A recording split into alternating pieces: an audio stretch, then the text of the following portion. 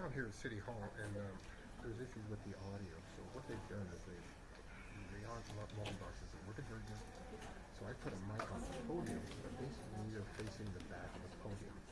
So I'll be able to record audio of the people speaking, but the room is in the multi-box and it's not working. So I'm wondering if I put channel 1 audio on the podium and then channel 2 on the NAT mic, would that work so they could actually hear the council members, or would it confuse them? What time? The channel 2 is the actual house audio. Yes, and they're on the list.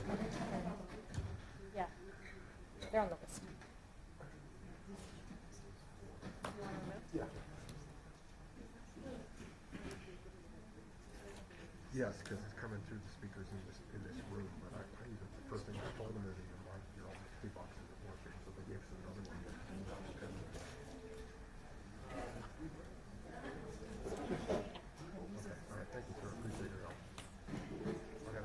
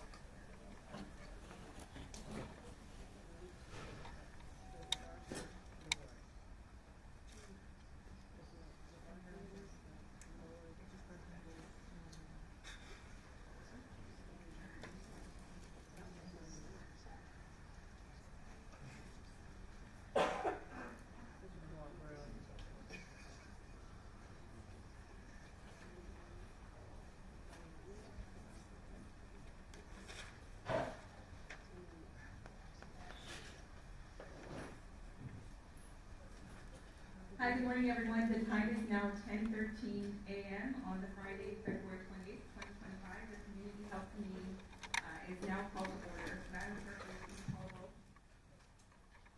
Councilmember Ford. Councilmember Vietnam. Here. Councilmember Rocha Garcia.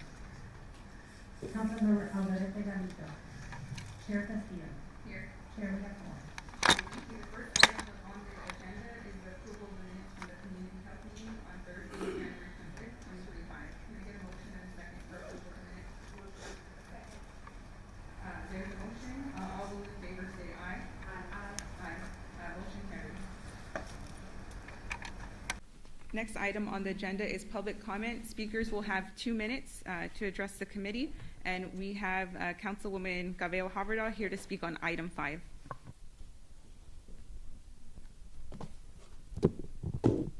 Thank you, Madam Chair. Thanks for allowing me to speak. I'm speaking on item 5 and San Antonio's Reproductive Justice Fund. It's our commitment as a city to support and respect the reproductive needs of our residents. In a state where policymakers have dramatically impacted the health and safety of pregnant individuals, in some instances, leaving the state for abortion is the only option to save your life. Our proposed $100,000 fund can help nonprofits provide this access to safety. I thank my colleagues for standing up for lives at risk and voting for this fund in the last committee meeting. Today, ahead of this vote, we have to ask ourselves, what is the price of a human life? This is a public health crisis. Maternal mortality rates are increasing, and people in our state are dying under statewide abortion bans. There are Texas residents who've lost their lives because of these invasive laws. Nevaeh Crane, Jocelyn Barnica, Portia Numezi. It's a domestic violence issue. Expanding abortion access is a critical step in addressing the intersecting crises of reproductive justice and intimate partner violence that disproportionately impact the city's most vulnerable districts.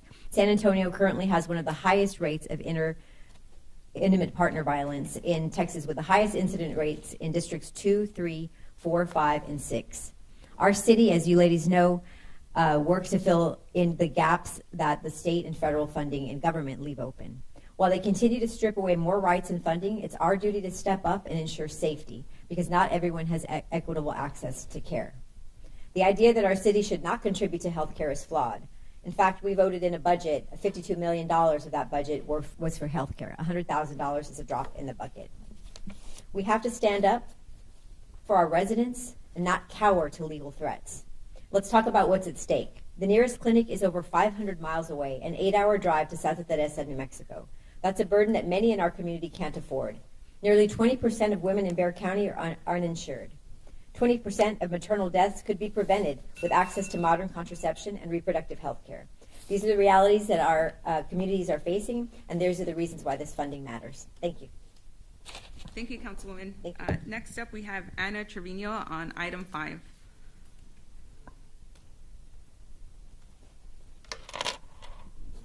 Hello and good morning. My name is Ana Trevino, and I'm with a statewide civic engagement organization called Texas Rising that seeks to build an intersectional movement with young people across Texas. I'm also here today as a resident of San Antonio in District 7. I want to comment on the Reproductive Justice Fund that's meant to make reproductive health care more accessible to those who need it the most. Specifically, I would like to voice my support for the Reproductive Justice Fund receiving more money, including for out-of-state abortions. Having this additional money for public health will provide our community with more resources to overcome barriers that impact their autonomy and right to health care and life-saving treatment. I ask that this committee vote in favor of this funding today.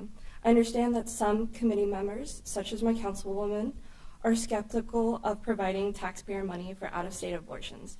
However, this fund is in the public interest because it provides crucial health care for San Antonians who would not be able to afford it otherwise. Providing this money would show real community care, and it makes living in San Antonio a bit safer for people like me in college, who are still trying to build a life for themselves in a very overwhelming economy that has little regard for my peers and I's livelihoods. Voting in favor of this agenda item will move it to a full city council vote, so then it can receive the full attention, consideration, and discussion by City Council it deserves. Repro justice, and most importantly, people's health cannot wait. Thank you. Thank you. Next up, we have Brielle Insler on item 5.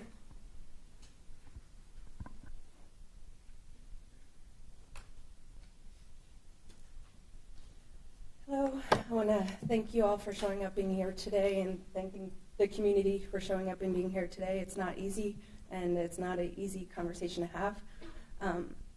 I'm here representing myself. I've been in San Antonio 14 years. I'm a micro business owner.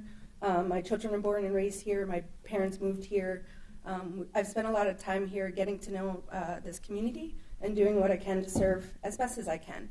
I've served on boards and commissions, including the Mayor's Commission on the Status of Women. I've served on a nonprofit of a community health, a board of a community health nonprofit, and I currently serve as vice chair of the Bexar County Child Welfare Board. As a mom, I know how important access to care is. I planned my first child here in San Antonio at Planned Parenthood. I know that right now those services are not available to young moms who want to get started.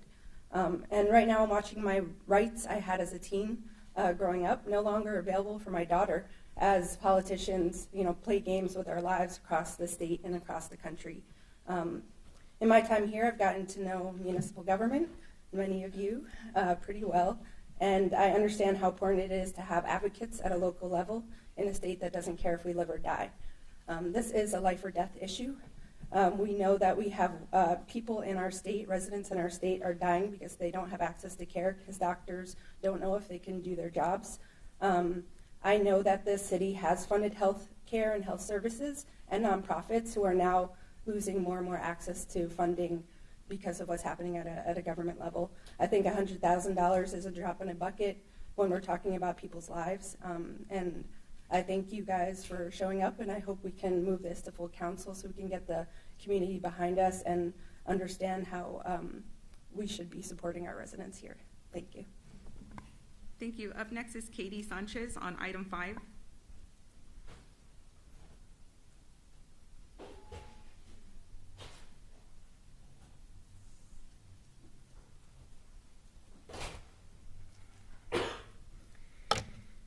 Hi, friends. My name is Kate Sanchez.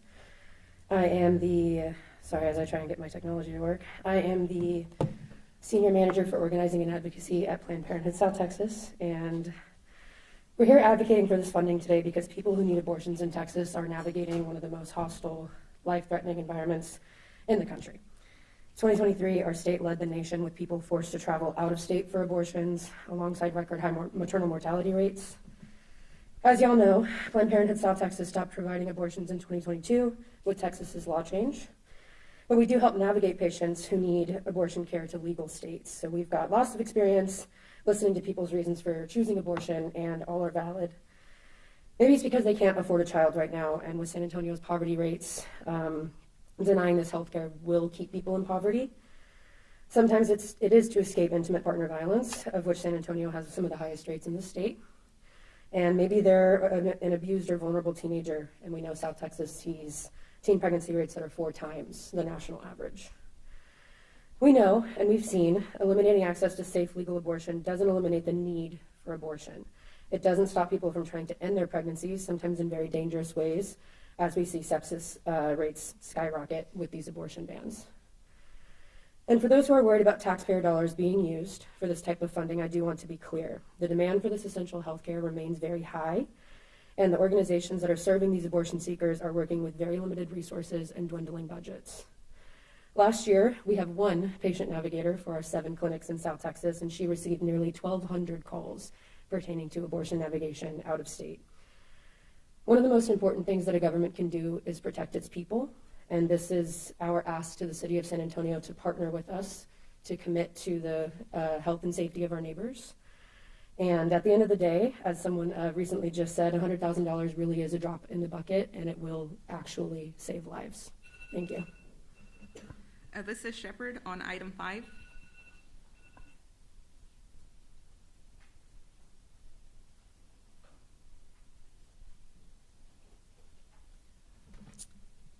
Good morning, council members. I'm here today to urge this committee to support the Reproductive Justice Fund and allocate more dollars to protect the health and safety of our residents. This is a public health crisis. Texas has seen a 56% increase in maternal deaths since the state's abortion ban, far outpacing the nation's average. Cases of sepsis in pregnant patients has risen by 50%. This fund is about preventing unnecessary deaths. This is also a domestic violence issue. Texas shelters are reporting an increase in pregnant survivors of intimate partner violence seeking help. San Antonio already has one of the highest rates of domestic violence in the state. For many survivors, access to abortion is a matter of safety and survival. Let's also set the record straight, because I've heard council members lying to their constituents at neighborhood association meetings. This fund does not use public safety dollars. This is meant to be distributed through nonprofits, just like many other city-backed health initiatives. The idea that this would take money away from roads or police is misinformation. Some argue that the city shouldn't be involved in healthcare. However, San Antonio's Metropolitan Health District had a budget of over $106 million in fiscal year 2023, demonstrating our commitment to public health. Allocating funds to this Reproductive Justice Fund aligns with our ongoing support for essential health services. San Antonio has a chance to be a leader, just as Austin has successfully funded abortion travel despite legal threats from the state. If they can stand up for their residents, so can we. I don't just support this fund for people with high-risk pregnancies. I believe everyone has the right to an abortion, no matter the circumstances. If someone is seeking an abortion, they should be able to receive it. I urge this committee to support the Reproductive Justice Fund and invest more in protecting our residents. Abortion is healthcare, abortion is public safety, and we must fight for it. Thank you for your time. Thank you. Erica Galindo.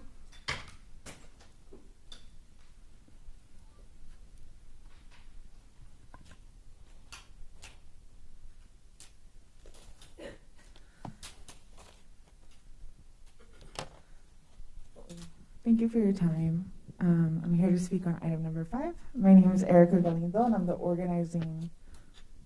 program manager for Lilith Fund. Lilith Fund serves people in Central and South Texas by paying for their abortion care in other states, supporting Texans traveling back to our state after their care, and providing emotional support for folks who have had abortions. Last year, we broke our record of spending over $2 million on funding abortion, proving that abortion bans do not stop the need for abortion. They just make it more costly and difficult for regular people to obtain.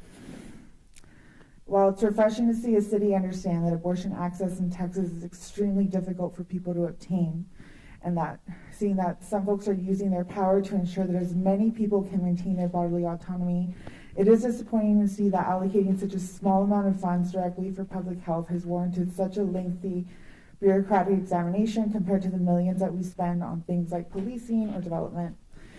It's still a worthy cause to see through.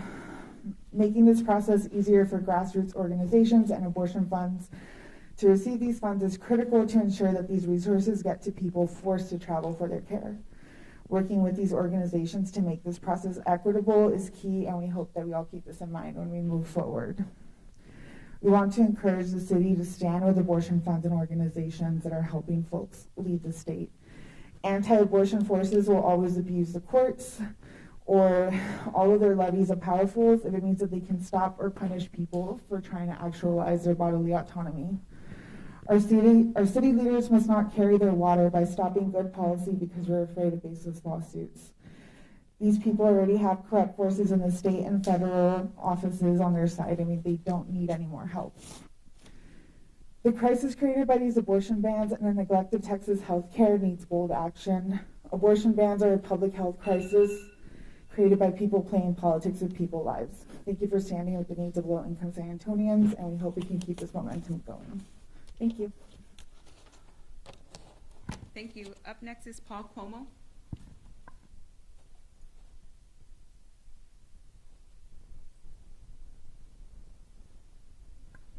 Paul Cuomo. Patrick Von Dolen.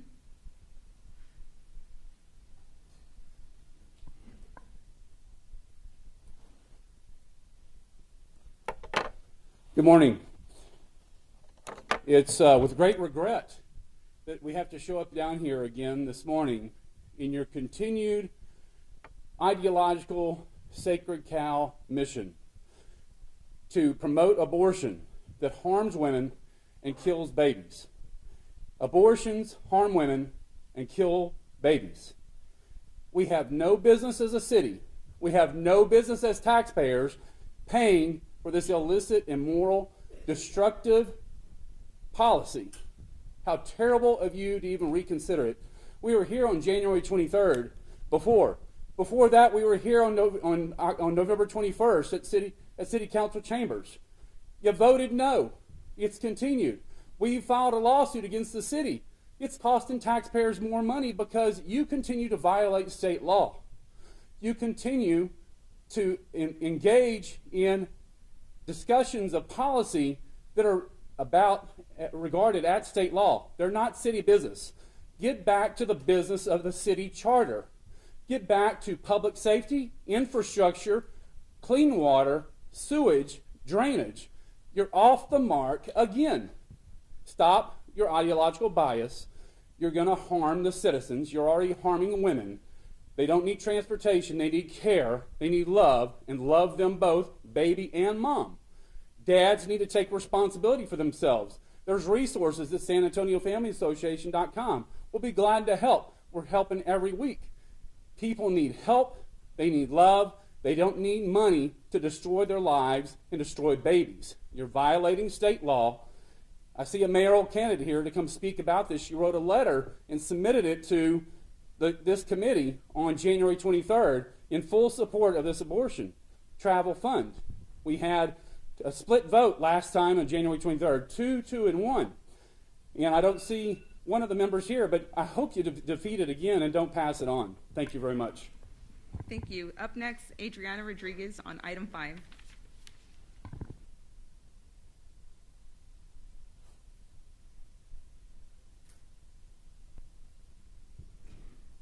Rosie Jimenez, Candy Miller, Amber, Jocelyn, and Nevaeh. Texans we know who have died because of abortion bans, and we know there are many names and stories that we will never know, that will never be spoken in areas like this.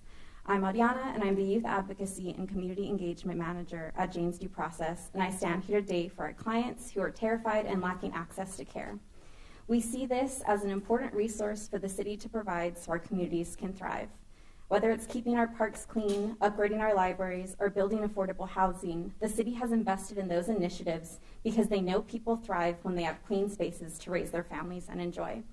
We see this investment in reproductive and sexual health care as an extension of that. When people can get tested and choose when they want to become parents, they are better able to mentally and financially enjoy our clean parks and enjoy our library resources. Without the power to decide when to become parents, we know our communities will face more hardships and not be able to participate fully in the communities as they want to. Jane's Due Process is very fortunate to have advocated for this in the city of Austin and have been awarded that money. We know there is fear when it comes to this funding, and I ask, how many times have we been scared but knew and pushed through because it was the right thing to do? The city of San Antonio is proud to lead on innovation and knows it's important to step up when people are suffering. And I ask, what will we do right now when our people are suffering? Thank you. Thank you. That is all who we have signed up for public comment. We can now move into item 2, measles exposure and response, presented by Dr. Kurian. Dr. Jacob. Good morning. Just want to take a moment to thank the council for this invitation. I know this was a last-minute adjustment to the agenda. Now we have a hat trick today because we have 2 other items, as you know, on the agenda. So I do want to publicly thank Dr. Anita Kurian, our deputy director, and our fantastic team at the department, and the residents and our partners on the ground for helping us address what has been another example of the importance of governmental public health and action. So with that, let me introduce and let me turn it over to Dr. Kurian. Thank you, Dr. Jacob. Morning, committee members, chair and committee members. As you all know, the measles outbreak, sorry, I'm trying to adjust things here. The measles outbreak that's centered in West Texas that continues to grow. A person that was from one of these outbreak counties had visited several locations in San Marcos, New Braunfels, and San Antonio area over the weekend, over the Valentine's Day weekend. So today's briefing will be providing a situational report on these exposures, as well as, importantly, our public health response to these exposures. And before I go any further, I want to acknowledge the staff, the key staff members who are involved in this outbreak investigations along with me, lockstep. Miguel Cervantes, he's our public health administrator. He oversees our immunizations and STI programs. I also have Administrator over Marcom, Sonia Gonzalez, leads a robust team of marketing and communications team at Metro Health. We have 2 other key members. Stand up, please. They don't get the recognitions very often. It's the program managers for epidemiology division, as well as the immunizations. Epidemiology is led by Krishna Carmona, and immunizations is by Michelle Markham. Michelle Gilstrap. We have too many Michelles at Public Health. And I also want to give a shout out to the A team that we left behind, who are actually doing the work behind the scenes. They work very hard every day to safeguard this community's health. So thank you so much for what you do.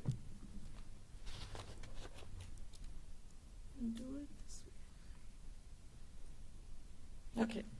So here's the timeline of events that happened with these exposures that we are talking about today. On February 23rd, this past Sunday, which was this past Sunday morning, the Texas Department of State Health Services informed us about a potential exposure in our community involving a Gaines County resident who tested positive for measles and had visited or landed up in our community and you'll see the timeline. So based on the clinical history that was given to me, the period of infectiousness for this person is February 15th through February 24th. The person arrived in our community on February 14th. And this person, while infectious, visited all these locations. These are large public locations leading to large community-wide exposures. The person visited on the 15th, visited UTSA campus between 10 to 2, visited several locations, several attractions at Riverview, the Wax Museum, the Ripley's Believe It or Not, and Ripley's Illusion Lab at, from 2:30 to 5:30 p.m., and then ended the day on the 15th by dining at Mr. Krabby's Seafood in Live Oaks, and the exposure there was from 6 p.m. to 8 p.m.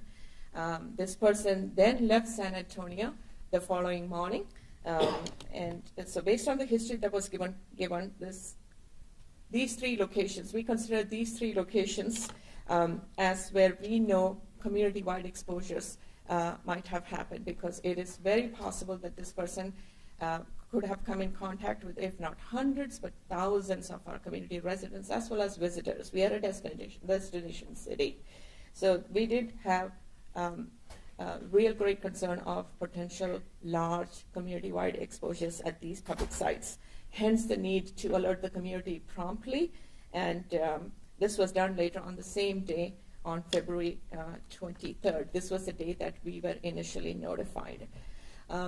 We had contacted the place that the person was staying while in San Antonio, and detailed investigation and history was taken from the staff as well as other patrons, and we did not identify any possible exposure at this place of stay. Hence, that was not listed publicly in our press release.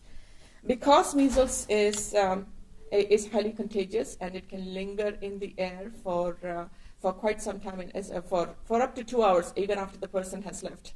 Especially in close confined spaces, you see those exposure periods we've extended by 2 hours beyond the infected person's visit times. Some people think measles is just a little rash and fever. It can clear up in a few days, but I just want everyone to understand this is highly infectious condition. Sorry. It's a highly infectious condition. 90% of folks who are unvaccinated, who come in contact with a confirmed case, can break down with the disease, can get the disease. So this is a pretty serious infectious condition. It spreads through air, it's airborne spread. It spreads through air when the infected person coughs or sneezes, and it is so contagious you can just get that by being in the same room as the infected case. And like I mentioned earlier, the virus tends to linger even 2 hours after the infected person has left. So it is highly contagious.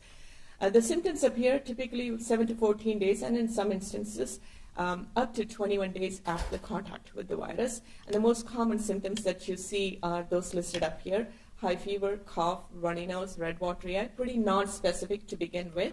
And within 2 to 3 days of this initial onset of symptoms, you tend to see white spots in the mouth, and within 3 to 5 days, the characteristic measles rashes appear. These rashes are flat, small, red rashes, typically begin in your hairline, face, and then spreads to the other parts of the body. Rash can persist about 5 to 6 days, and then they fade away exactly in the same order that it appeared. Anyone who's not protected against measles is at risk. So if you're not vaccinated, if you don't have immunity that is either vaccine-induced or natural infection immunity, you are at risk to contract this infection. It can cause serious health complications in folks who are at high risk for complications, and those are children, our babies and children under 5 years of age, pregnant women, folks with underlying medical conditions and weakened immune systems.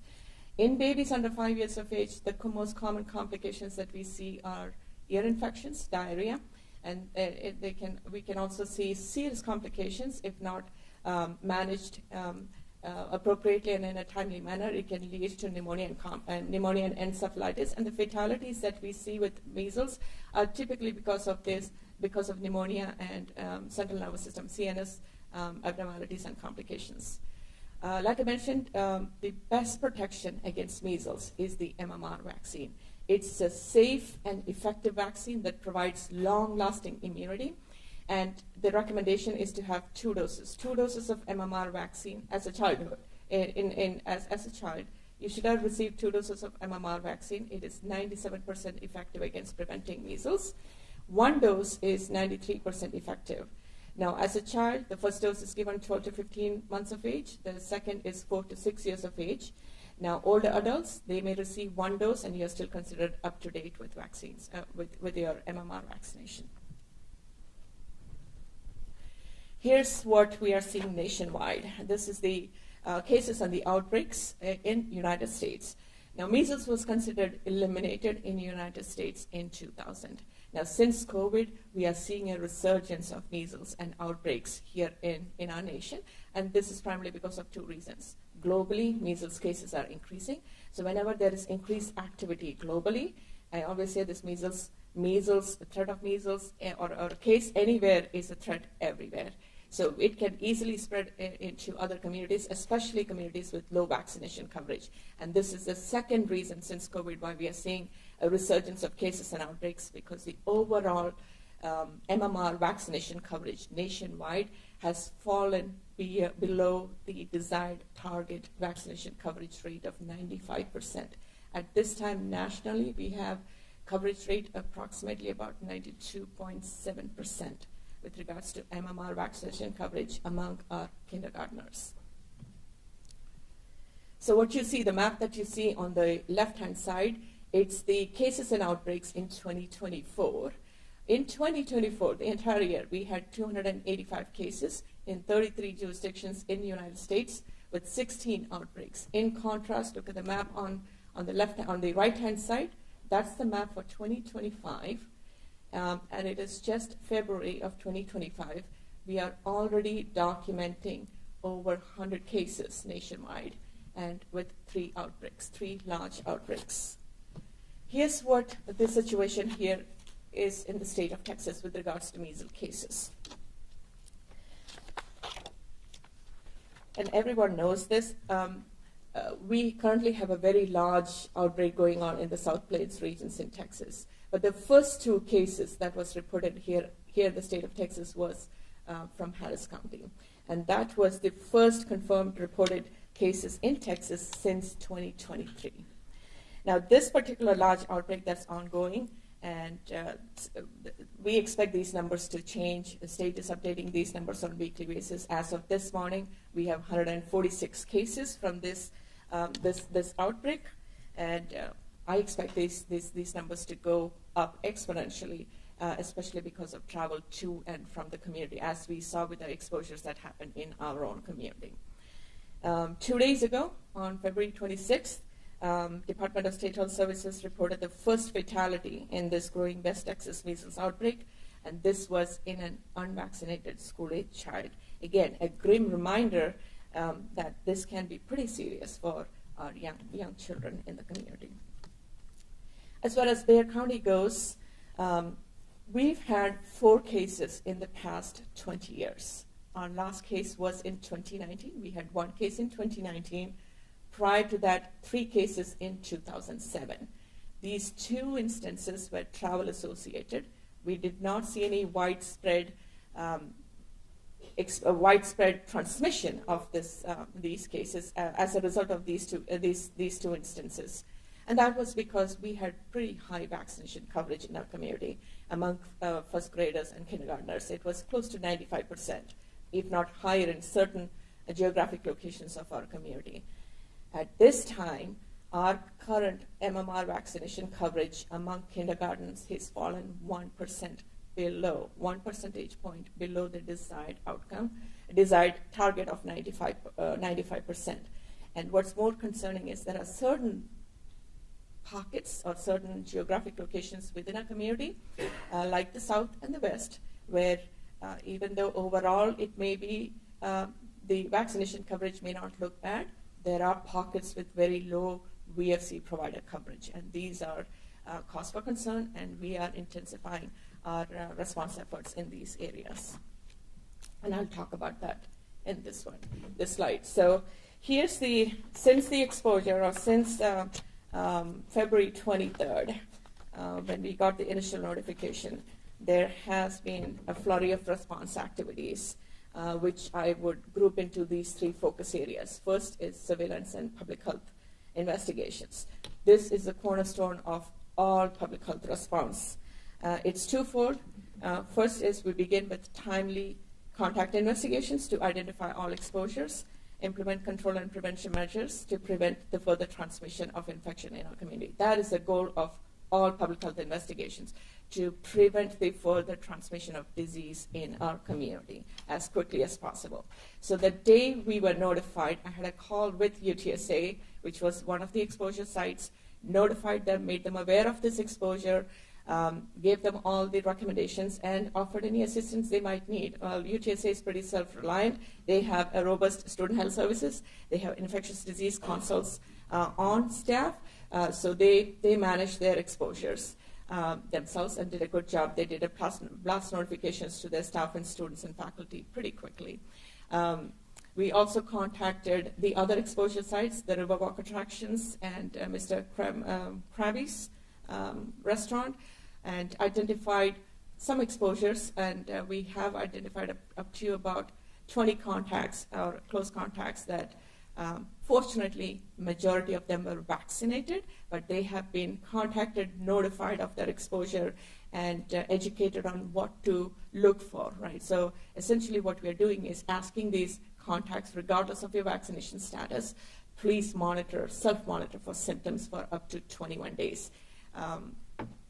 And fortunately for us, none of them have broken down with symptoms, and they are doing well. But every day we get about 60 to 80 calls. We are vetting those calls pretty diligently. The other step in our first response effort is identifying new cases. This is, again, our goal to prevent the further spread of the disease. We can only do that when we identify new cases as quickly as possible, because every single case that emerges, it can result in about 12 to 18 new cases among unvaccinated. And this is how it gets widespread and gets hold of and gets a strong fold in any community. So our goal is to identify these new cases as quickly as possible, and we are able to do that because of because measles being a reportable condition here, not just in the state of Texas, but nation. What that means is healthcare providers, doctors' offices, hospital systems, school nurses, infection controls, ME's office, labs, anybody who makes a diagnosis of measles are required by state law to promptly immediately report that to local public health department. So what we do as soon as we get the notification is reach out to the case and do a detailed investigation. And the goal of the investigation is always establish the infection timeline, identify the source if we can, identify all those exposed, and then implement control and prevention measures promptly. The second focus area of our response is developing guidance and recommendations. We have developed guidances and sent out health alerts to our local healthcare provider community. 2 of them were already sent out. We get calls on and we do consults on infection control, testing recommendations, isolation practices. So most of the providers, we work very well with the hospital systems and the clinicians and the doctor's offices here in our community. And those are ongoing every day, regardless of this particular exposure.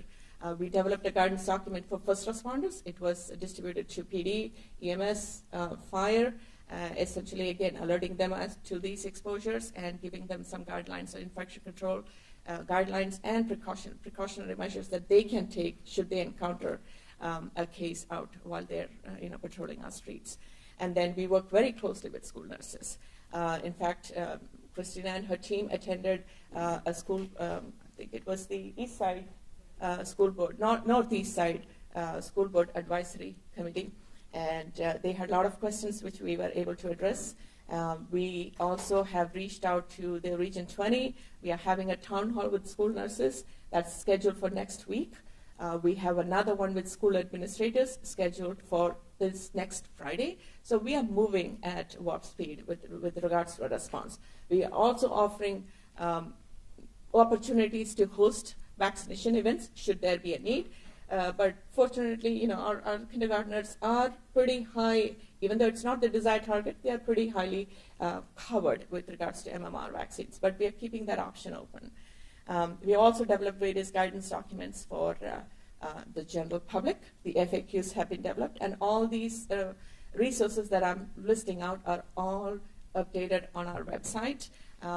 That FAQ is a living document. I'm in daily basis collecting questions that come up that we encounter either in our clinic or CHWs or CHPs block walking the street, any questions that they encounter. And if it's not covered in the FAQ, we do take a look at it and it's updated. So that's why I say it's a living document. We update it on a daily basis. The third focus area of our response is outreach. We have reached out to our IZSA, which is Immunize SA partners. This is a big partner or stakeholder committee that assists us with our vaccination efforts, with our immunization efforts. And I am so glad to say that each one of them have responded back saying they are willing to assist and willing to collaborate, hosting pop-up events if there is a need. At this time, we are able to manage the capacity. Metro Health has the capacity to handle the pop-up request. But should we ramp up our response, we have already, in anticipation of ramping up our response, we've already reached out to these partners, and they are standing by and willing to assist. We are also looking to host more pop-up vaccine events, especially in those areas that I said has low VFC provider coverage, right? So we already had one event this week. There's another one on I believe this Saturday at Cortez Library.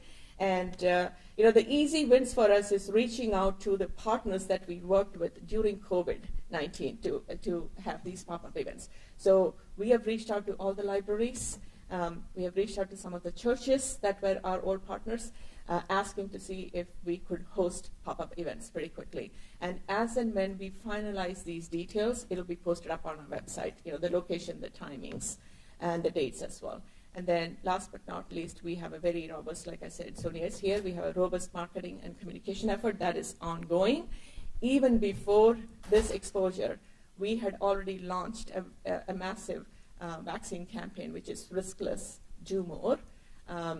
We had several measles prevention and crisis communications through our social media and various other channels, modes of communications.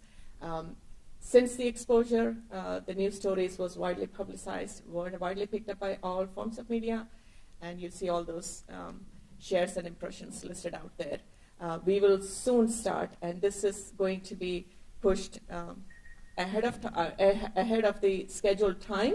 This was supposed to be released sometime later in the March, but this campaign is a new campaign. This is the HHS campaign. Let's Get Real. That will be launching pretty quickly ahead of the pre-scheduled time. And then, of course, as usual, we will continue to update our website, continue to update the community, keep everyone aware of what's going on. And these are some of the resources. We have great resources on our website. We have links to the state and CDC website. And that pretty much concludes the presentation. And thank you so much for your time. Happy to take any questions. Thank you so much, Dr. Kurian, and to the Metro Health team for quickly bringing this item. As cited, it was a request a couple of days ago, but I think you all being prepared to present demonstrates the infrastructure and framework in which Metro Health Department is prepared and doing the work, whether there's exposure or not. That work continues, and just grateful for the Metro Health team and all that they do in ensuring that we're safeguarding our community.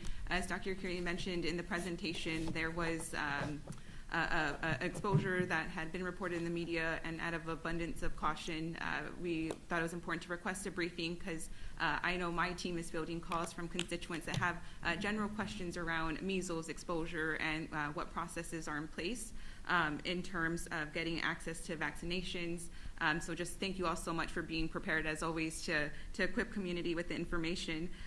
In terms of some of the numbers that we're seeing, and I know that they're changing, and you touched on it in terms of the impact that this can have on children in particular, especially if they are unvaccinated. I'm curious to, and I know you mentioned it too, you're already talking to independent school districts, you've already presented to independent school districts, but I'm thinking about our pre-K for SA students and what work is being there to ensure that we're mitigating any potential, and I know we're not there yet, right? But in the case that there is, what steps are we taking to ensure that there's a plan for our little ones at pre-K for SA in terms of potential exposures? So that's one thing I forgot to mention. In the schools, when doing those outreach to schools, we are doing outreach to schools, childcare facilities, and pre-K for SA as well. We are in constant communication with them. In fact, we did send them the guidance documents for childcare facilities and schools with regards to infection control. So we are in constant communication. Thank you. And you answered one of my questions in your presentation, because last night at a neighborhood association, I was asked, how is all this information relayed from one entity to another? Mm-hmm. And you emphasized that whether there's an outbreak or not, that it is information that is shared by an entity. So can you just walk us through that piece one more time in terms, if you go get tested, how that's they're required to relay it to the Metro Health Department? Correct. So I'm going to take one step back from the testing. The bread and butter of all our surveillance activities is those reportable conditions list. Mm-hmm. We have about 77 plus infectious conditions on that list. And that list is the one that I was referring to, where any provider, any lab, any school nurse, ME's office, anybody who makes a diagnosis of any of those infectious conditions are required by law to report to the local public health department within that designated time frame. And I have to say, I'm very proud of this community. We have a great compliance with our hospital systems. They are also part of our public health system, right? So we have a great partnership and collaboration with our hospital systems, with doctors' offices. Christina's team is pounding the pavement all year long. We're educating these doctors' offices about these reportable conditions. Infection control nurses are pretty much calling regularly. So you hear us talk about all this only when there is a crisis, but this is the work that is ongoing year-round behind the scenes. We get about 60 to 80 calls on any of those conditions on any given day. And then throw in an outbreak, those call volumes go up. So we are working, and if you don't hear from us, it is a good thing. You hear from us only when there is a crisis or an outbreak. And does that answer your question? Yes, ma'am. And during the 3+9 briefing, one of my colleagues, Councilwoman Villagran, mentioned whenever we experience an emergency or an outbreak, we know that it's primarily concentrated in specific areas. And I appreciate the assurance that you are going to lean on the COVID partnerships that were established, because we know where those exist, right? It's primarily in the south side, west side, and east side. So again, right, I really appreciate that. You are emphasizing that the infrastructure to provide access to care, if necessary, is ready to go, and you're already having those ongoing conversations with community partners. Mm-hmm. Those are my questions, and I'll hand it over to my colleagues. Councilwoman Phyllis Villagran. Thank you. Thank you, Dr. Kurian, for coming and presenting. I know you're doing a great job, but I always hold my breath when you're coming up, because I know it's going to be something where it's like that list of 77, because I've heard you say that before, and I was like, and then I want to look at the list, and I'm like, don't look at the list. She'll come. Yeah. She'll come when she's supposed to. So the moral of the story, Councilman, is invite me back when the times are good, right? Yes. So I spent the morning with Harlandale Independent School District, and it was a great way to start the morning, because they were doing a resource fair for children with disabilities. But as I'm there, I know I'm walking away having this update on measles. And I'm like, and I'm telling some of the health workers there, it's like, it's 2025, and I'm having to go get an update on a measles outbreak. And we're all like, people need to get vaccinated. And I am so much appreciate your efforts and applaud what you're doing. I think the one thing we also need to communicate, and Claude, and I know the communication team is out here, is when we talk about the vulnerabilities, especially for children. And children on the south side, which we have juvenile diabetes. There's a lot with asthma. There is cancer in and around those communities with a teenage, well, lots of people, but I know it impacts our youth and the teenagers, it seems to. So I want to make sure that we're getting the message out of who can get vaccinated and when and what information they need to have. The other I'm concerned about is that a lot of people during the, not a lot of people, some people had children during the pandemic, you know, decided to expand their family. And I think those are the ones that we need to make sure, are you up to date on your vaccinations with your child? Because the risk is real. We know that environmentally, you know, it can easily spread, and we learned from, I believe, the pandemic that people don't always wash their hands like they do or cover their mouths when they cough. So I think it's really important that we get the message out to make sure that they're moving. On slide number 3, if we go back to slide number 3, so this dark blue, which is in Texas, that is because we've reached over 100 now in 2025. It's the other slide, right? Yes. Oh, I'm yes, sorry, 4. yes, I'm yes. sorry, 4. Yes. Yes. Okay, so we have, as of this morning, we have 146 cases reported. Okay. And my concern is, and I don't, is it's going to be spring break. And I looked at some of those counties, and I'm like, okay, students from those counties are going to come back home to San Antonio or back home to their bigger cities. And I'm glad that we're getting ahead of this, but I think we need to, and I know that y'all are doing that, prepare just for the case to come here in Bexar County. Because the counties that and we already learned this with this past report on the outbreak, is that people from these counties are coming home from school, are visiting San Antonio because it's spring break, and it's a tourist destination spot. So how do we prepare our local community to make sure that they're masking up if needed, or, you know, what they can do because it is highly contagious, and making sure that they understand what their vaccination status is.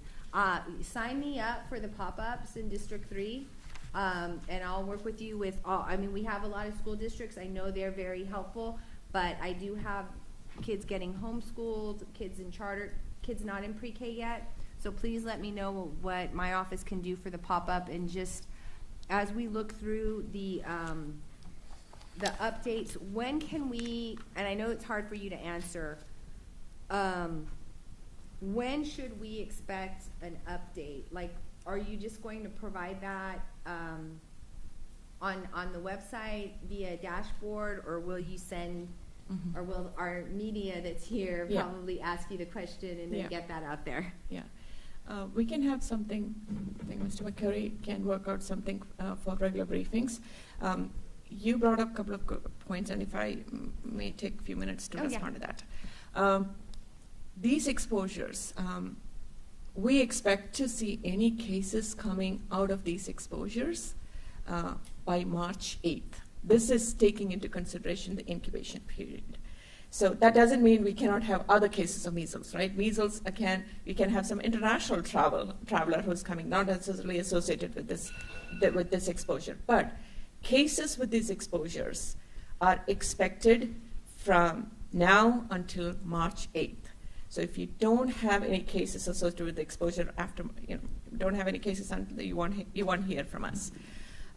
We do have, like I said, it's not just these cases associated with this exposure, contacts associated with this exposure that we are investigating. We do this year round. So people are traveling globally. Globalization is real. Travel is pretty easy. So we do get these suspect febrile rash illnesses report. And we do have a few handful that we are monitoring. We coordinate testing with the providers, and we don't jump the gun and come out and talk about the suspect cases unless we have all the facts straight. So if we have a confirmed case, absolutely you'll hear from us. And with regards to vaccines, I just want to say I'm a big believer in vaccinations. Surprise, public health professional, right? But vaccines have really significantly improved childhood survival. There's an interesting study out in Lancet. I think everyone should read it. Past 50 years, vaccinations have saved close to 150 million lives. That's big. So yes, everyone should review their vaccination records and be up to date with their vaccines. And I want to take this podium to send a plea out and urge the community. We say this in every phone call we get. If you are sick, please stay home. Exclude yourself from public settings. Don't go to North Star Mall, or don't go to the movie theater. Don't go to large restaurants. Don't walk on the riverwalk. If you are sick, please exclude. Don't go to schools. Please exclude yourself. Get evaluated and let us rule out, along with your provider community, rule out any infectious diseases like measles that could be highly contagious and putting thousands of folks at risk for exposure. Councilman Dr. Rocha Garcia. Thank you, Chair. Thank you so much, Dr. Kurian, for the very informative presentation. Do you have a breakdown of the current vaccination rates amongst some of our most vulnerable residents in San Antonio? I don't have that breakdown just yet. It's very difficult to get that because vaccines are a requirement for K through 12. So we have a good handle on that coverage, which at this time is about 94.2%.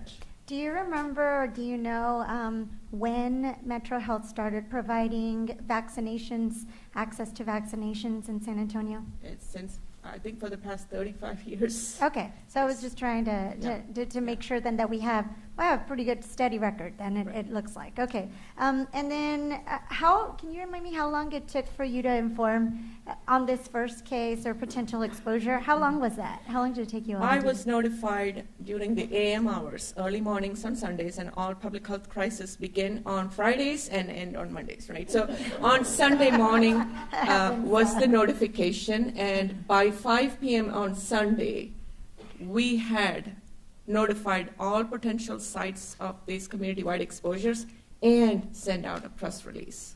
And I wanted to highlight that, and I just wanted to take the opportunity to say that I appreciate you all, because while there's other departments in the city that don't work on holidays or that say, oh, it's Sunday, I'll have to get back to you on Monday, Metro Health's always working. And so shout out to all of your healthcare heroes that you have behind you.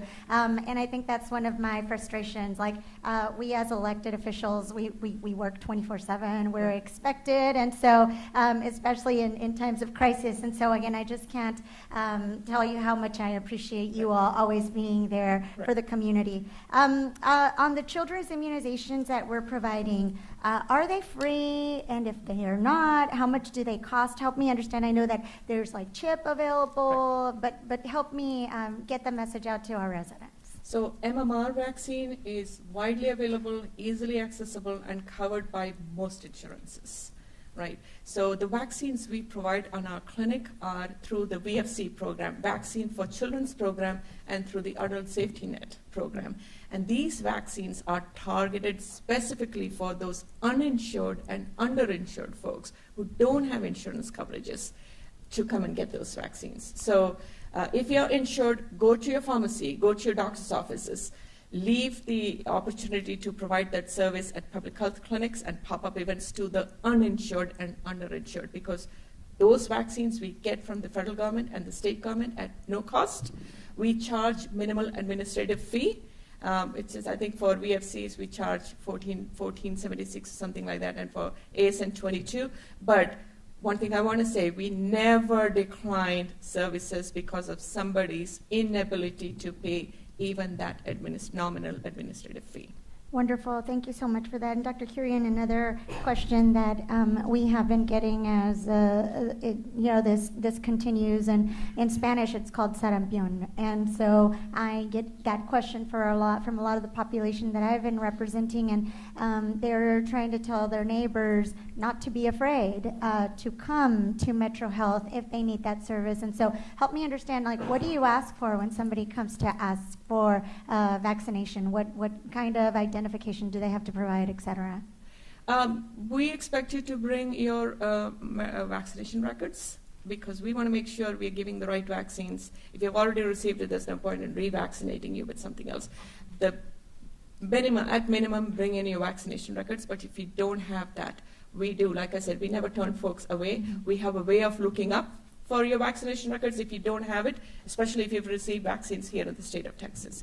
So if you have your vaccination records, please bring in, and this is just so we can serve you better. Got it. Is it birth certificate? What do they have to show? For vaccination records, no. For receiving a vaccine, we are not that stringent. We have seen, and it's as long as we have some records on how old you are or how old the child is, I think that should be.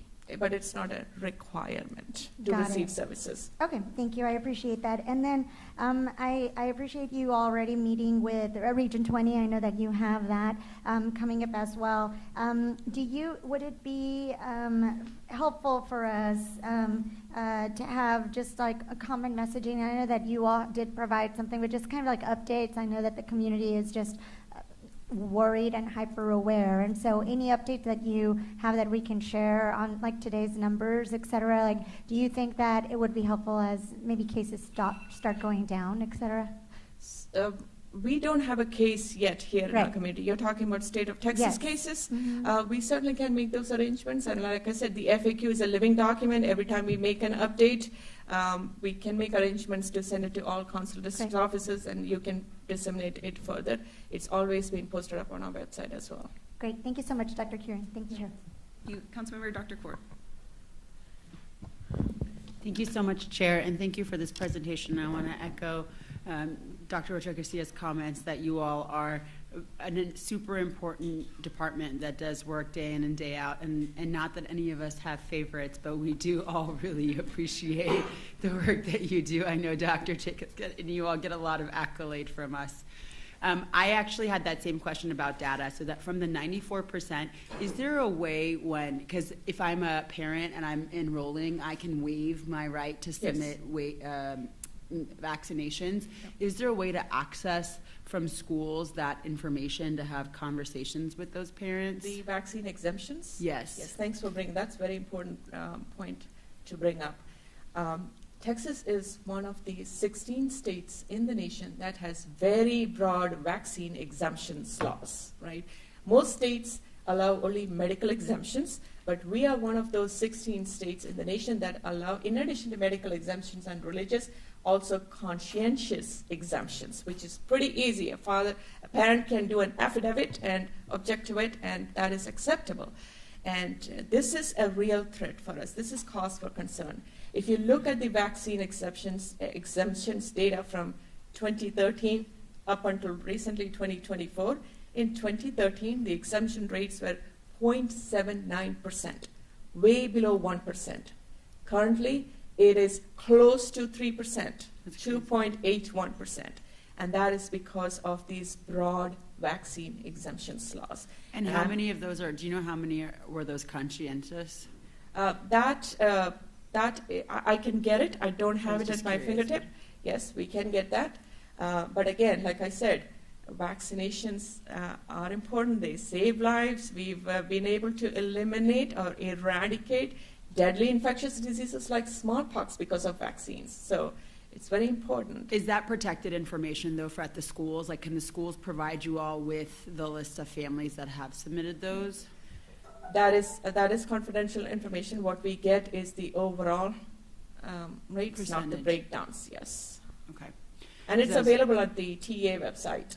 If you are wanting to know by school districts, it'll tell you. But it's protected on who's submitting that, so you don't know. But the school leaders technically would know. Yes. So that's why with your campaigns, when you're going to the schools and sharing an outbreak situation, they would know who to directly reach out to. School nurses are already reviewing their vaccination status among their student population, and this is done because should there be an exposure in the school, they should immediately identify who's at risk for exposures and disease. These are unvaccinated children, and if there are unvaccinated exposures at the school, our recommendation is regardless of symptoms, whether you're symptomatic or not, if you're unvaccinated, you have a confirmed case in your school, you are to be excluded for 21 days from your date of last exposure. So school nurses are already prepping, reviewing their vaccination records, identifying who might be at risk, even before we have a crisis at hand. The challenge there is a lot of schools don't keep their school nurses, so that's like, you know, the job of a business secretary. And, that is true. You know, but that's not a debate for this committee. But the next question I wanted to just ask and commend you all on is the education awareness. And I think a part of the reason why that's even more important is because we see this increase in rate of people choosing not to get vaccines because of the you know, media craze on the on the side of that they're not helpful or they're not needed. Sure. And so have you all thought about like doing a concerted effort, and I know you all are already in terms of like the signs that you said on that slide, but like getting creative with different types of education awareness. Like Ryan on my team was doing some research, and there's like different, like, you know, offering incentives or gift prizes, or maybe even having like a vaccine education center where people come to. These are some ideas that other states are doing. Yeah. No incentives at this time, but we are using that's one of the campaigns we're working on, using influencers, folks that community, they have some credibility within their community. Right? Me coming saying get vaccinated is completely differently perceived than somebody who lives in the community, is trusted messenger of that community to it. So those are some of the educational campaigns that we are working on. I love that. Yeah. I think continuing to even maybe partnering with the business community to see how they can host, you know, fun events and things like that, because I think we have to get even doubly creative now given the opposition coming. That's all I have. Thank you so much, Chair. Thank you so much. Thank you.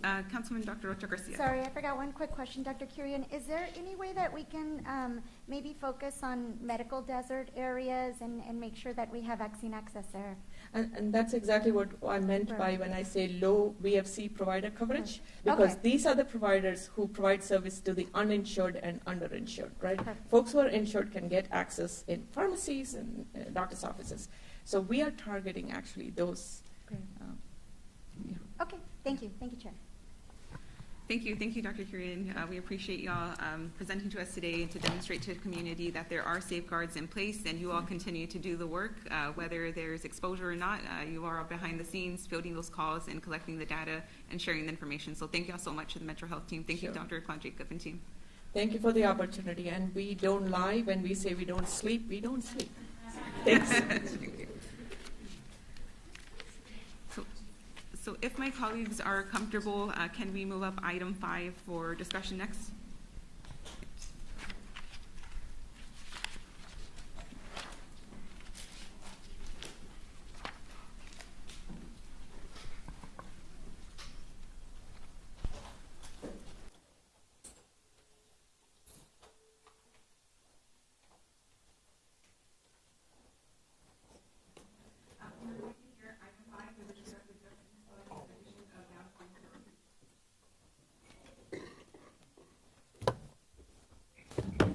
Sorry, okay, out of order, I didn't catch that.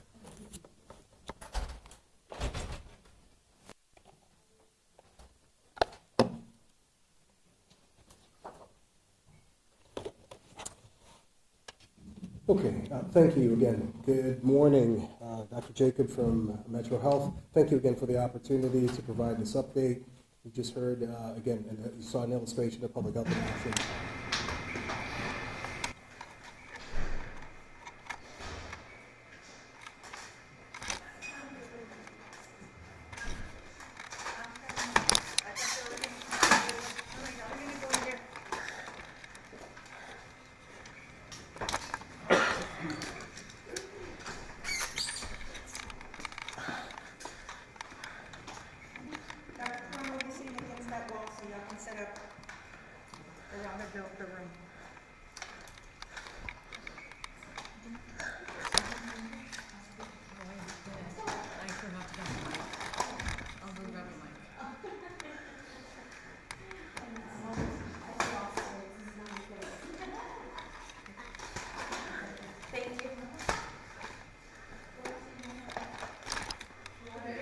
Is she going to be over there or what? They were saying she was sitting over there.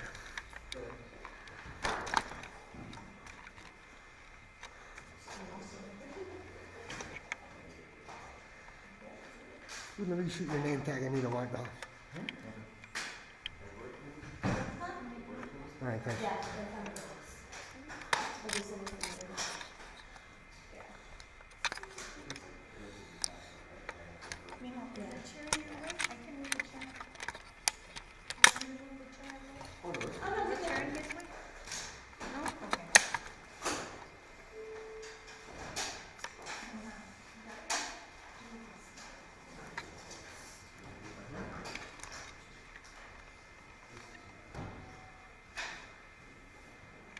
Levels of investment across various cities and some common areas of alignment. For example, primary prevention efforts anchored to health education, improved access to wraparound services and care, as well as access to abortion care, which could include navigation care or out-of-state travel. So again, this is a familiar framework. Given the new request for supplemental funding, here are some examples of what could be considered downstream increase.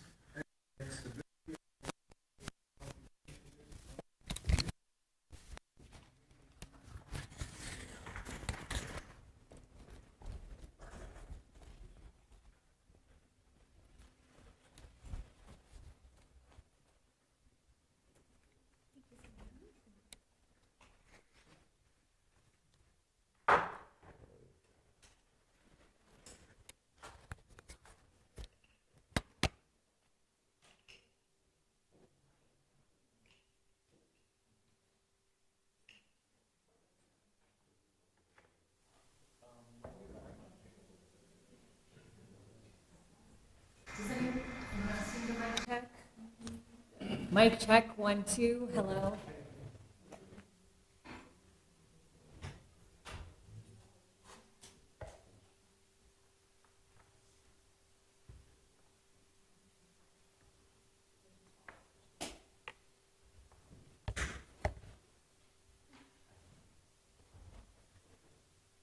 Thank you everyone for staying. Dr. Karina will be available if y'all have specific questions. We're happy to do those. If there's any specific topics, we're happy to cover those as well. And we do have Miguel Cervantes available for any Spanish interviews as well. One thing I wanted to ask that you didn't really cover, there was some confusion yesterday with one of the schools out in Guadalupe County, a charter school reporting a case of measles. Ended up being a case of what is called German measles. Can you describe the difference between that rubella case versus measles? So rubella case, let me start off by saying it is not endemic here in our community or for that matter anywhere in the United States. It's very similar to measles in terms of presentations, but is caused by a totally different virus. And the symptoms when you look for German measles, and by the way, it's called German measles because it was first discovered in Germany, hence the name stuck. And the measles, it got called measles because of the characteristic rash that is pretty similar to measles. So the signs and symptoms for German measles or rubella is pretty similar to measles, but the difference is the symptoms are pretty mild compared to measles, and the contagiousness is pretty much lower than measles. And the MMR vaccine that's effective against measles, the R in the MMR is for rubella. So we have a vaccine which is pretty safe and effective against rubella as well. Dr. Green, you mentioned that the south side and the west side have pockets of lower vaccination rates. Could you elaborate on that and just what you guys are doing a little bit more? I'm sure there's different entities that are including about that. So the south side and the west side is where we have pockets of gaps in service providers that can serve our uninsured and underinsured population. We have a pretty significant percentage of those our community residents who are uninsured. So what we have in the south and the west side are lower VFC and ASN provider coverage, and that is where we are intensifying our efforts specifically to those locations where we know that provider coverage is less, to provide that service to the much needed community, which is the uninsured and underinsured folks. Should parents who have students in those schools in the So it's not vaccination rates that are lower, it's the coverage. So we're not saying because of the low provider coverage that we expect vaccination rates to be lower as well. I don't have that information, but this is out of abundance of cautions. We know there is a gap in services there. We are stepping in to provide that service. So just to be clear, in Fair County, what is the vaccination rate for the population as a whole? So it's very difficult to get that number. Our best bet is to go with the kindergarten through 12 vaccination rates. So among our kindergartners, we have a vaccination coverage for measles, mumps, and rubella vaccine at 94 point, it's just under 95%, 1 percentage point less than the desired target of 95%. It's 94.7. And is this the lowest vaccination rate we've had among K through 12 students in quite some time, or can you kind of explain how those trends have been going? So during COVID, we had a dramatic drop, a decline, because schools were closed, most of the doctor's offices were closed. We had a decline in that vaccination coverage. And since COVID, we are seeing a slow uptick in vaccination coverage, and I'm optimistic that near soon we will reach that desired target of 95%.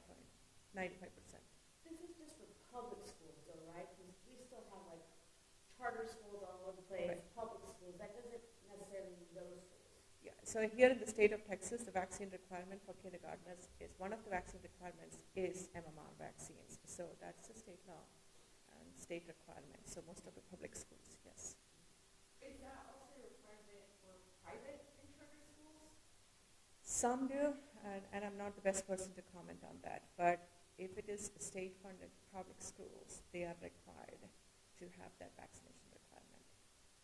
You mentioned that 20 people were considered close contact to that one exposure. Can you talk a little bit about how you came to that number and the thousands that could be exposed? Are they still just as at risk as those close contacts, or would that risk look Like I said, measles is highly contagious, right? So our primary concern is the unvaccinated individuals. So 90% of the unvaccinated individuals who come in contact with the case can get the disease.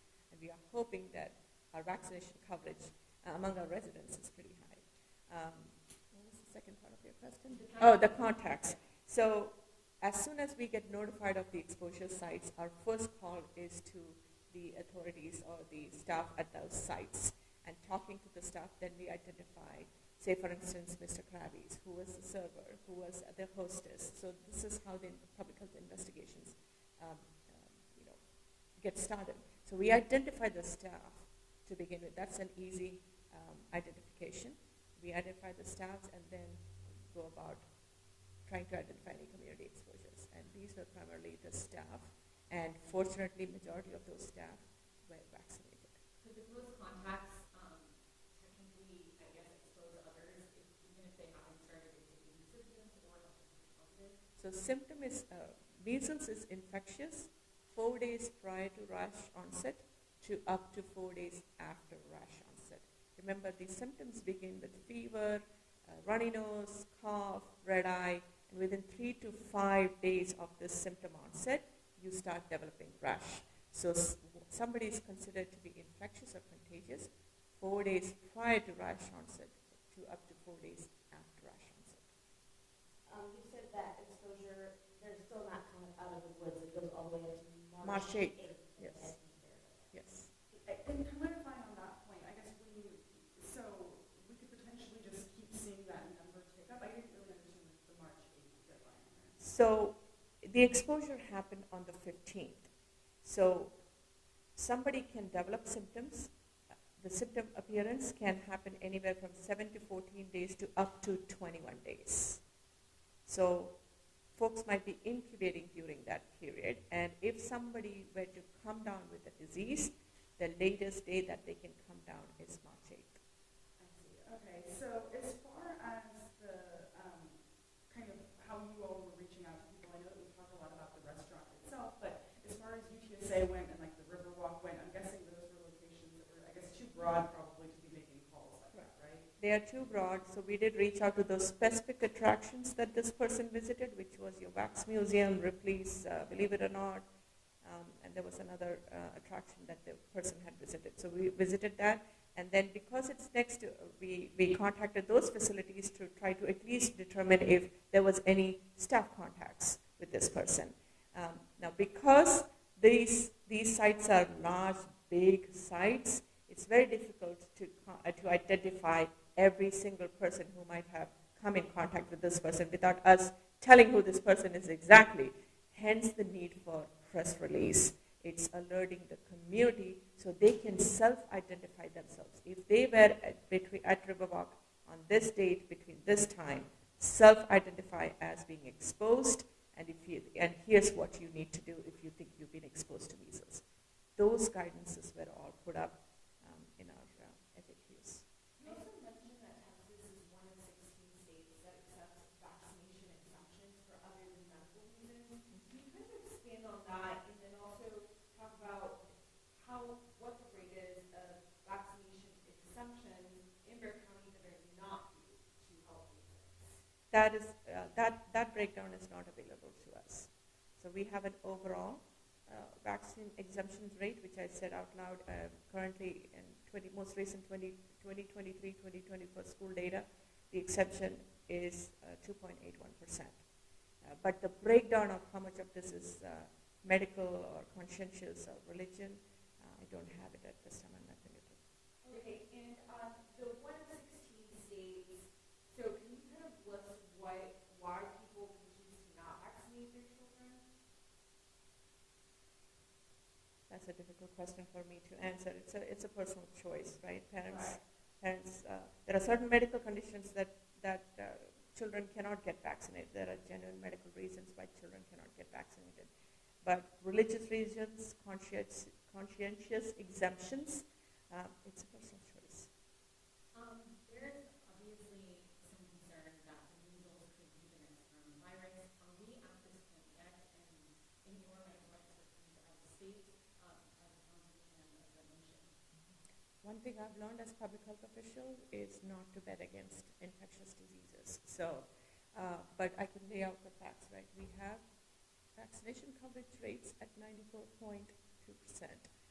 Our last case was in 2019, and even with those cases, because of robust public health interventions, we did not see any community-wide spread of this infection. And we are always preparing for the worst and hoping for the best. Should we wear masks or we're not making the public?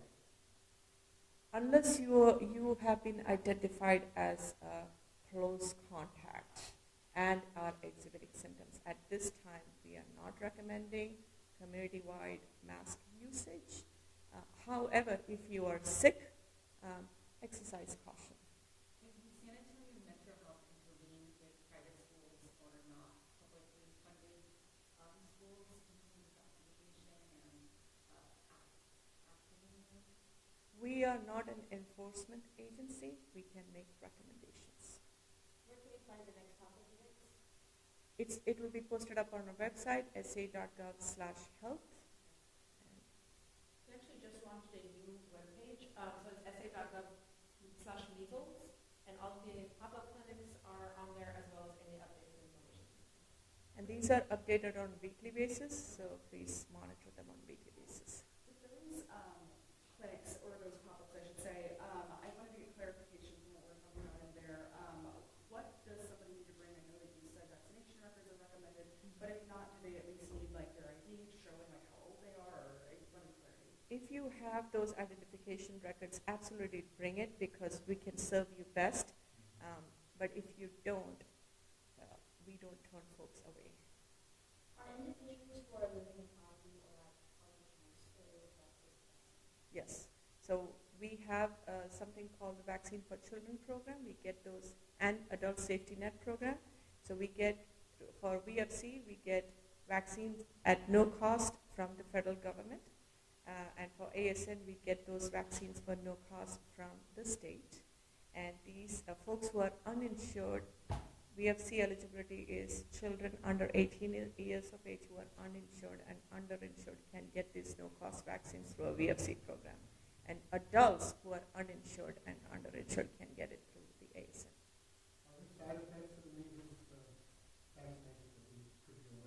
Measles is MMR is safe and very effective vaccines. You may have some local reaction, redness or pain, which goes away.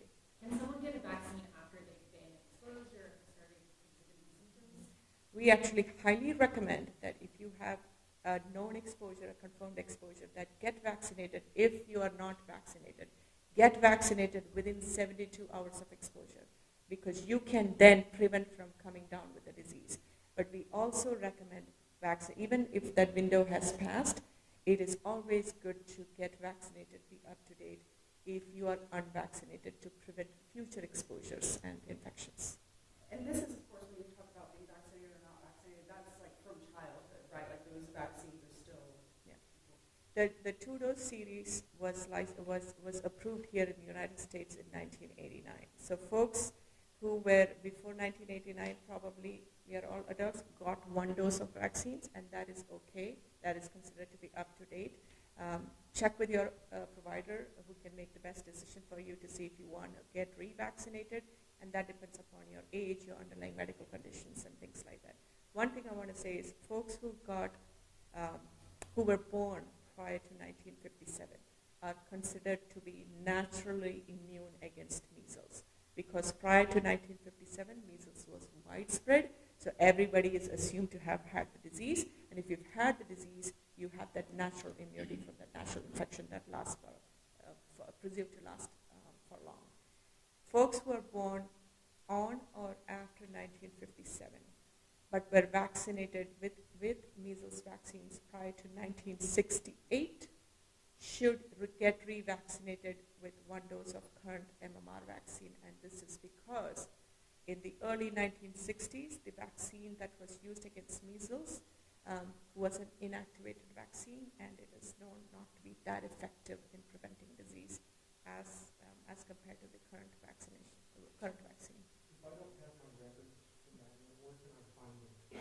If you received your vaccine here in the state of Texas, your doctor's office, regardless of where you got it, your doctor's office should be able to get those records from you. But if your doctor's office don't have those records and you've got the vaccines here in the state of Texas, you can request that records from the Department of State Health Services directly, or you can call Metro Health at 210-207-8790 to make an appointment to have those records released for you.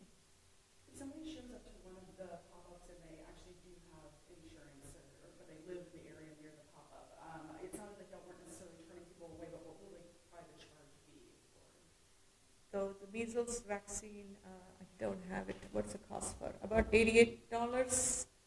It's a private pay vaccine. Out in the commercial market, it's about $88. But for those who are uninsured, they get it for free. Uninsured get the vaccines at no cost. We charge an administrative fee, very nominal administrative fee. But again, like I said, if you're unable to pay, we never decline services. What's that nominal fee?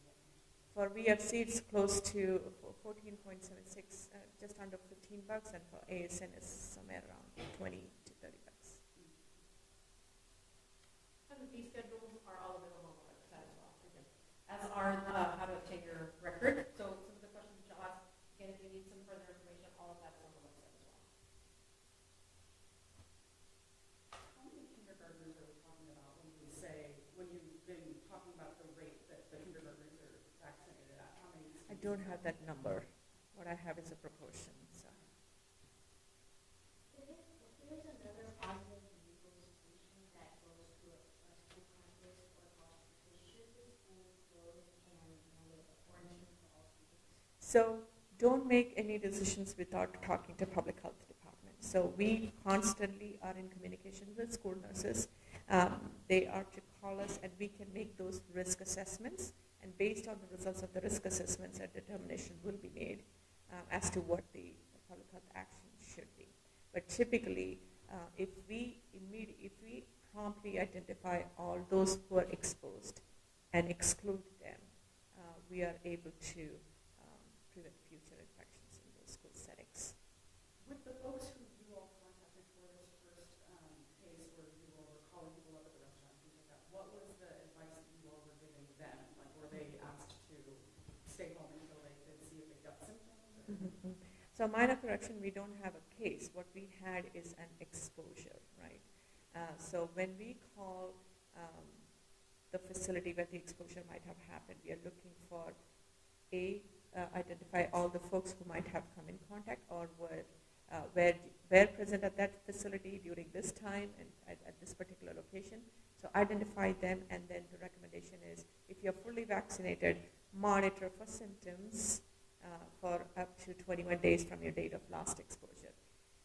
Measles vaccine is safe and effective, but in a very small proportion of fully vaccinated individuals, we still can see some breakthrough infections. And that is why we say, regardless of your vaccination status, monitor yourself if you have a known exposure for 21 days. And these breakthrough infections are milder, and the ability to transmit these breakthrough infections are much, much lower than an unvaccinated person. So that is, first one is symptom monitoring. And then if you come down with symptoms, please stay home. Please do not show up at healthcare facilities or doctor's offices unannounced. Call them ahead of time so they can make arrangements for you to be evaluated safely without putting the medical staff and other patients at this facility at risk for exposure. I know you mentioned children, of course, are at very big risk from measles. How does this show up in adults? Is it deadly? Is it serious? Can you talk about the sort of process for measles within adults? So adults can have exactly the same symptoms as the kids, as the babies and young children. The symptoms and the clinical presentation is the same, but children and young and pregnant women and those with weakened immune system are at a higher risk for life-threatening complications. Do adults have a risk of those complications or not? It depends upon your underlying medical condition. So if you have a weakened immune system, you are already at one of those high-risk categories for serious complications.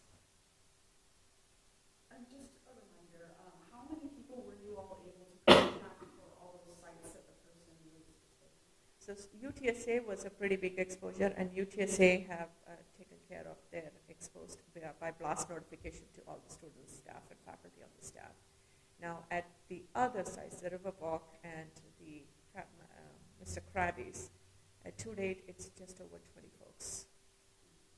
What was the year that you said that measles was eradicated or considered eliminated in the U.S.? In the United States, it was in year 2000, measles was considered to be eliminated here in the United States. What that means is we did not have any case or ongoing transmission for a continuous 12-month period.